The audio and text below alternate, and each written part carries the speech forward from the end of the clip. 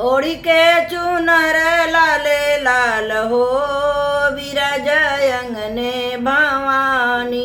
गाई के गोबर से अंगना लिपवली दिहली सतरंगिया बिछाई हो विराजय अंगने भवानी। ओढ़ी चुनर लाले लाल हो विराजय अंगने भवानी। सोने के लोटा गंगा जल पानी धोई बिचरनिया तुहार हो विराजय अंगने भवानी। ओढ़ी चुनर लाले लाल हो विराजय अंगने भवानी। नव नव कलश अंगने धरवली घीवा कदियाली दियना जलाई विराजय अंगने भवानी। ओढ़ी चुनर लाले लाल हो विराजय अंगने भवानी। हलवा पूड़ी खीर मैया भोगवा धरवली लेहु भगतन का भोग स्वीकार हो विराजय अंगने भवानी। लेहु भगतन का भोग स्वीकार हो विराजय अंगने भवानी।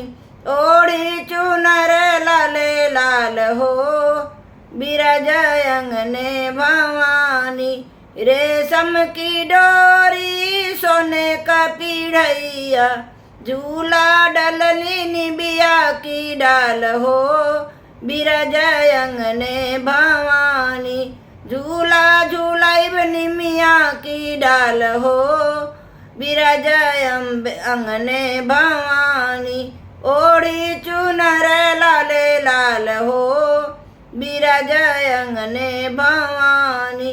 झूला झूलिया मिलके सातो बहिना गाई के गीतिया तुहार हो विराजय अंगने भवानी। ओढ़ी चुनर लाले लाल हो विराजय अंगने भवानी।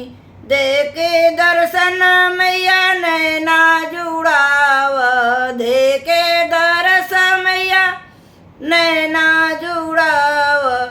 अवसरवा पर होई के सवार हो विराजय अंगने भवानी। अवसरवा पर होई के सवार हो विराजय अंगने भवानी। ओढ़ी के चुनर लाले लाल हो विराजय अंगने भवानी। ओढ़ी के चुनर लाले लाल हो विराजय अंगने भवानी विराजय अंगने भवानी।